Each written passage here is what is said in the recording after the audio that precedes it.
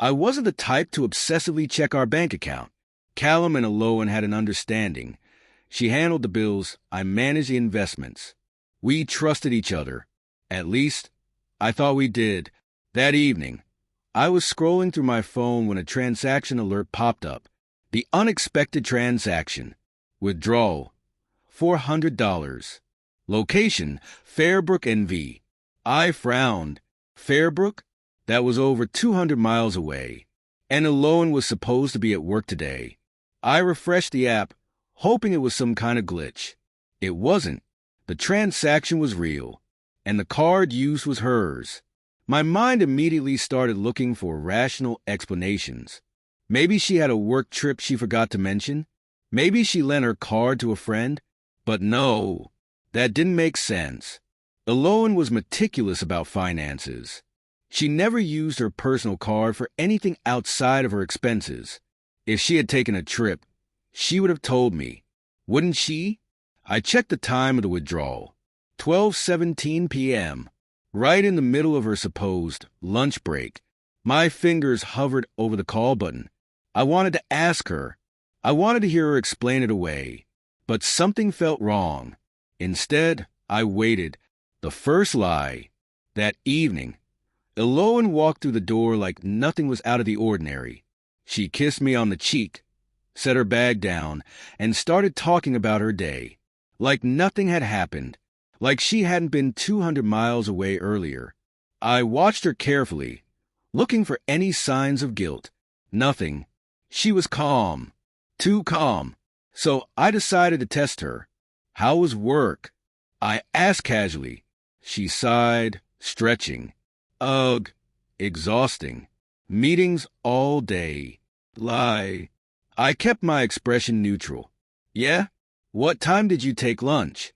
She barely hesitated. Around noon, I think. Why? I smiled. Just curious. Inside, my heart was pounding. She had just lied to my face. And now, I needed to know why. Digging for answers. That night, after she fell asleep, I grabbed my laptop and logged into our bank account. I checked the full transaction history, scanning for anything unusual. And that's when I saw it. Another withdrawal. Same city. Last week. I sat back, my pulse racing. This wasn't a one-time thing. She had been taking out money in Fairbrook for weeks. Why? What was she hiding? And more importantly, who was she hiding it from? I tried to calm myself. Maybe there was an explanation. Maybe she was helping a friend, or maybe she was dealing with something personal. But then I noticed something else. She had started locking her phone recently. Aloan had never done that before. That was a final clue I needed. Looking for clues. The next day, I kept my cool. Acted normal. Pretended like I hadn't seen a thing. But my mind was racing. I paid closer attention to her habits. The way she guarded her phone more than usual. The way she got dressed up on random weekdays. The way she checked the clock nervously when she thought I wasn't looking. She wasn't just hiding something. She was hiding someone. That night, while she was in the shower, I took her phone. Locked.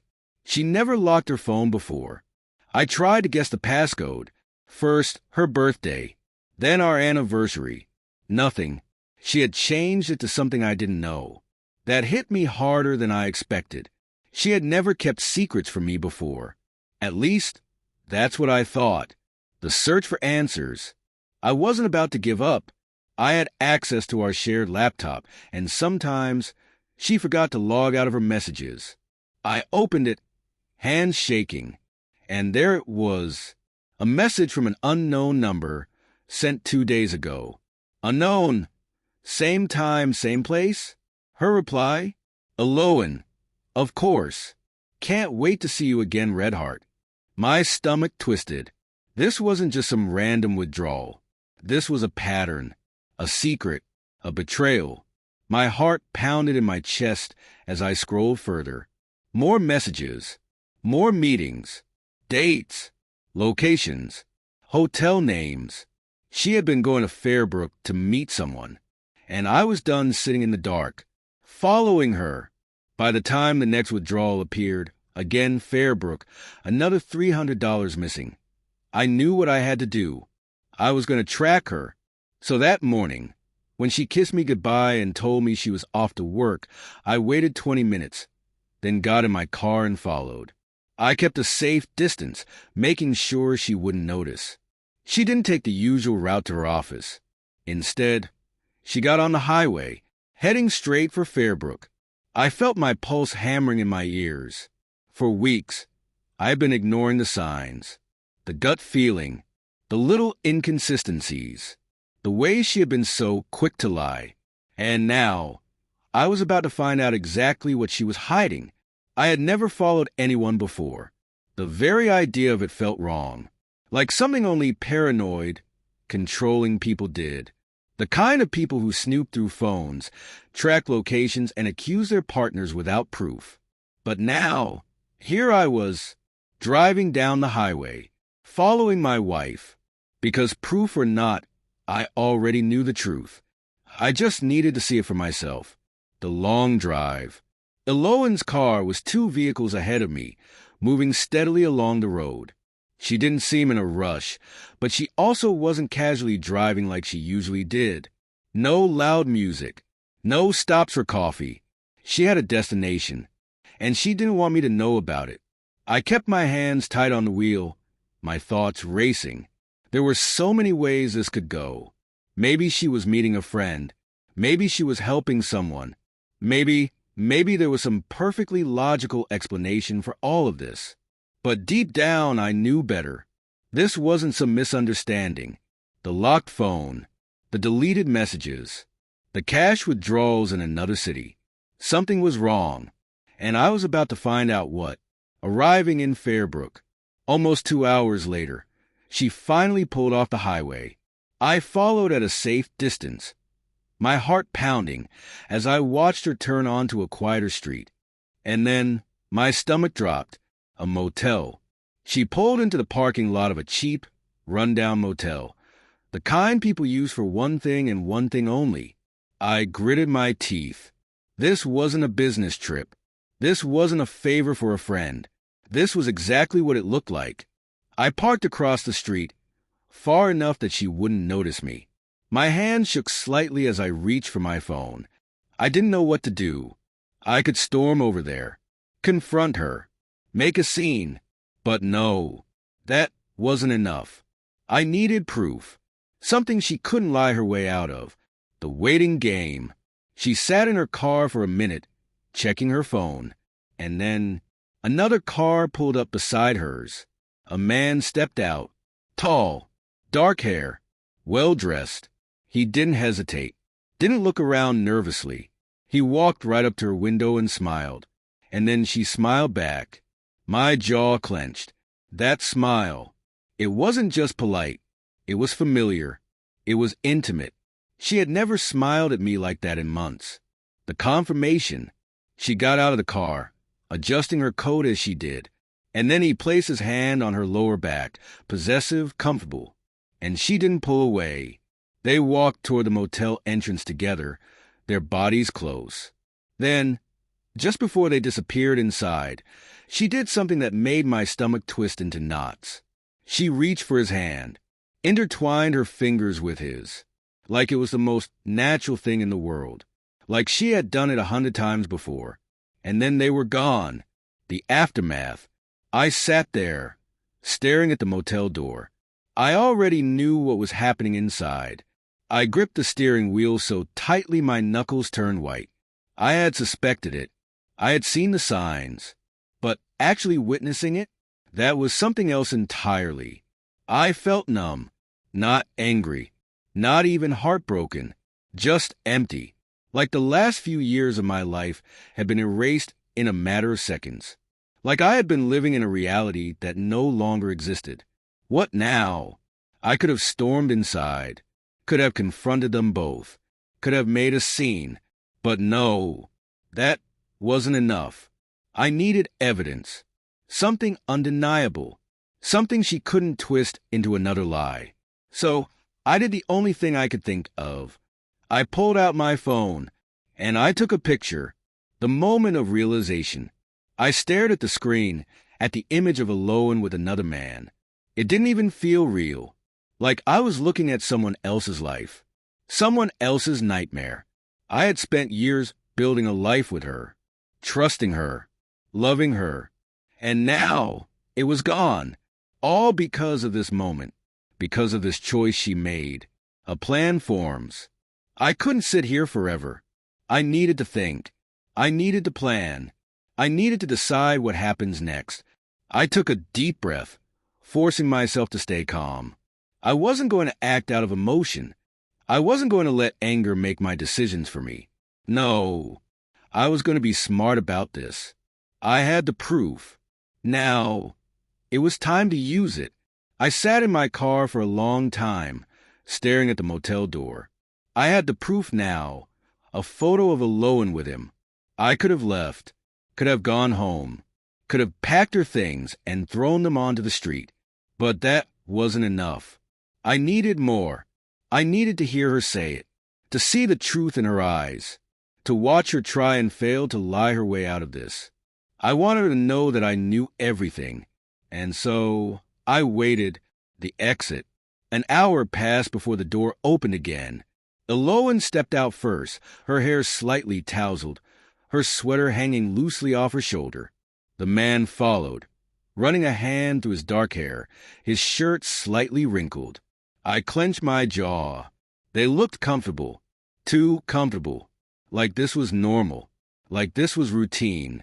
She turned to him, laughing at something he said, her fingers lightly grazing his arm. Then she leaned up and kissed him. It wasn't quick. It wasn't shy. It was familiar. I tightened my grip on my phone, snapping another picture. More proof. The drive home.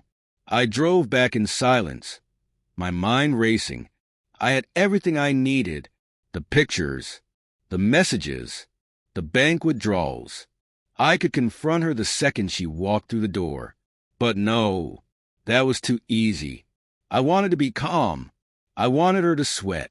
So I decided to wait, to let her come home and pretend nothing happened, to let her look me in the eye and lie to my face one last time.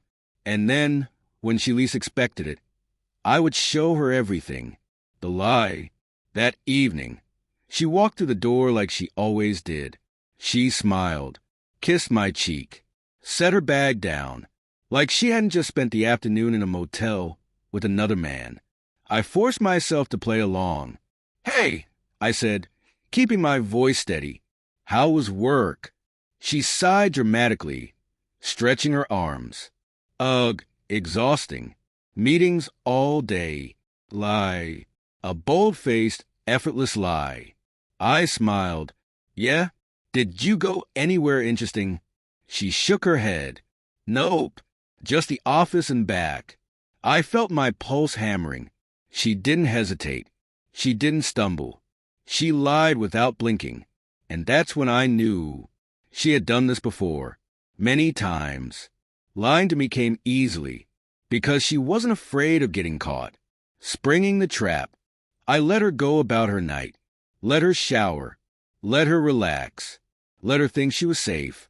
And then, when she sat down on the couch, scrolling through her phone, I pulled out mine, opened the first picture, and slid my phone across the coffee table. "Hey, Aloan," I said, keeping my voice light. "Recognize this?" She blinked confused. Then she picked up my phone, and her entire body froze. Watching her break, her face paled, her breathing hitched, her fingers tightened around the phone. For a long moment, she just stared. Then she swallowed hard and forced a small, shaky laugh. I don't understand," she said. "Where did you get this?" My stomach twisted. She wasn't denying it. She was looking for an angle, trying to figure out how much I knew. I leaned forward, keep swiping. Her fingers hesitated. Then she swiped. Another picture, and another, and another. With every swipe, I watched the color drain from her face. Her hands started shaking. Her breathing turned shallow. And then the real panic set in. "Callum, I can explain. The excuse. I leaned back, folding my arms. Go ahead. Explain. She opened her mouth, closed it, opened it again. Then she forced out a nervous laugh. It's not what it looks like. I arched an eyebrow. Really? Because it looks like you were in a motel with another man. Her lips parted.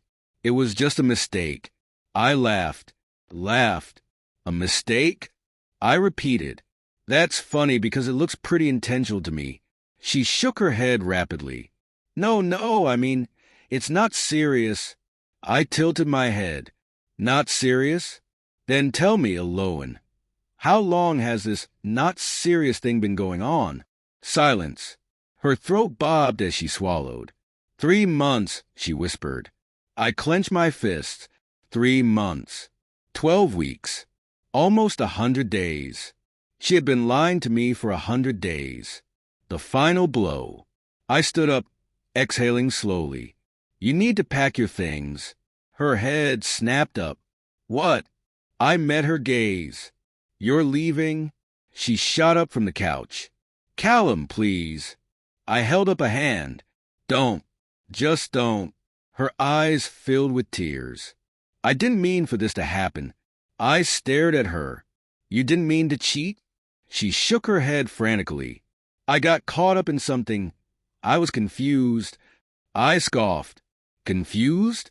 You sure didn't look confused when you were holding his hand. She flinched.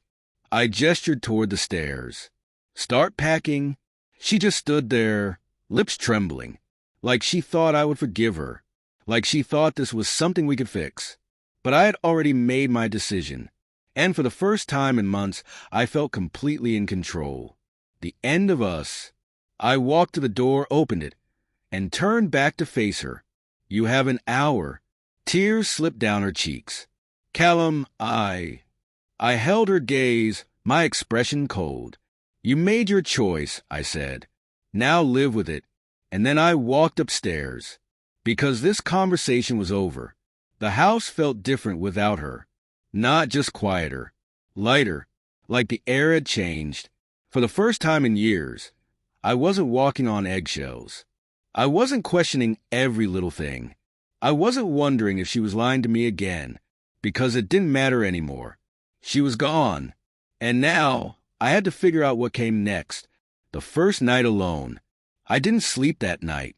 Not because I missed her. Not because I was heartbroken. But because I was thinking. Thinking about how many times she had kissed me after kissing him. How many times she had come home from him straight to me.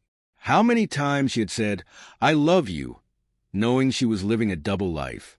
I stared at the ceiling for hours, feeling nothing but cold disgust. Then, just before sunrise, I got up, and I started erasing her, clearing out the past. The first thing to go was our pictures. I took every framed photo of us off the walls, off the shelves, out of the albums. Some I smashed, some I threw in a box. I didn't know where they'd end up, and I didn't care.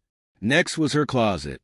The clothes she left behind, trash bags, her makeup, her perfume, the stupid little notes she used to leave on the fridge, gone. I wanted no reminders. I wanted the house to feel like mine again. By noon, I was sweating, exhausted. But for the first time, I felt like I was actually moving forward. The messages start coming. Aloan, of course, didn't stay silent for long. By evening, the text started. At first, they were short. Aloan, can we talk? Aloan, please, Callum. I ignored them. Then came the calls. I let them ring. By midnight, the messages turned desperate. Aloan, I messed up. I know I did. Please just talk to me. Aloan, you don't have to forgive me. Just please don't shut me out like this. I stared at my phone for a long time. Then I put it on silent and went to bed, running into the past. 2 days later, I ran into him. I was at a coffee shop, waiting for my order, when I heard my name. I turned, and there he was, the man from the motel, the man my wife had chosen over me. He looked nervous. like he hadn't expected to see me, like he knew exactly who I was. For a second, we just stared at each other. Then he sighed. "Look, Callum, I cut him off. Don't." He swallowed. "I just wanted to say." "You didn't just want anything," I said. "You made a choice." She made a choice. And now you both get to live with it. His jaw tightened, but he didn't argue. He just nodded. And I walked out without another word. A new beginning. That night, I went to a bar with some friends. For the first time in weeks, I wasn't thinking about her. I wasn't thinking about them. I was just living. Halfway through my drink, someone slid into the seat next to me. "Callum?" I turned. It was Celeste, an old friend, someone I hadn't seen in years. She smiled. "Wow, it's been forever." And for the first time in a long time, I smiled back. Maybe this was how it started. Maybe this was how I finally moved on. Eloan was gone. The house was quiet. And for the first time in a long time, I wasn't waiting for the other shoe to drop. No more lies. No more gut feelings telling me something was wrong. Just silence. And I welcomed it. At first, the silence felt unnatural. I had spent so much time questioning, doubting, waiting for answers that never came, that I had forgotten what it was like to just exist without suspicion. The first few nights alone were strange. I would still turn toward her side of the bed, expecting her to be there. I would hear a sound outside and instinctively think, "She's home." Then I would remember she wasn't coming back. And the strangest part, I wasn't sad about it. I wasn't grieving the relationship. I was grieving the time I wasted believing in it. The last message, a week after she left, she sent one final text. "Eloan, I know I don't deserve your forgiveness, but I hope one day you can at least understand why it happened." Understand? She wanted me to understand. She had lied to me for months, betrayed me, and now she wanted me to have sympathy for her. For what? For sneaking around? For looking me in the eyes and telling me she loved me, knowing she was with someone else? I stared at the screen, my fingers hovering over the keyboard. I could have answered. I could have asked why. I could have told her exactly what I thought of her. Instead, I deleted the message. No response. She didn't deserve one, and I deserved my peace. Starting over. I focused on rebuilding my life. At first, it was just about getting through the days. Wake up, work, gym, home, sleep, repeat. I forced myself into a routine because without it, the weight of what had happened would settle in. I reclaimed the house, took down old pictures, rearranged the furniture, bought new bed sheets because the old ones still smelled like her. I stopped avoiding the places that reminded me of her. At first, it was hard. I would pass by our favorite cafe and feel that sting in my chest. But the more I faced it, the less it hurt. One day, I even sat down in that cafe, alone, and for the first time, I enjoyed my coffee without thinking of her. Running into Celeste again. 2 months later, I ran into Celeste again. Same bar, different night. She smiled when she saw me. "Callum, thought I'd find you here." I chuckled. "That obvious?" She shrugged. "Just a lucky guess." We talked for hours. She didn't ask about Eloan, didn't tiptoe around the subject. She just treated me like me, and I didn't realize how much I needed that. By the end of the night, I walked her to her car. She hesitated, then said, "You should call me sometime." For the first time in a long time, I wanted to. So I said, "Yeah, I think I will." And I meant it. The final goodbye. One evening, I was walking home when I passed by a familiar cafe. It was one Eloan and I used to visit. I almost kept walking, but something made me stop. And then I saw her, sitting by the window, alone. She looked different, tired, hollow, like someone who had lost everything. For a moment, she looked up. Our eyes met. Her lips parted, like she wanted to say something. But I just nodded. A simple, silent goodbye. Then I turned and walked away, because this was my story now, and she was just a chapter one had finished reading. A life without regret. I thought moving on would be harder. I thought I would be broken forever. But I wasn't. I was free. I had been trapped in her lies for so long that I forgot what it was like to breathe. And now I was living for myself. I didn't need closure. I didn't need an apology. I had everything I needed, and for the first time in a long time, that was enough.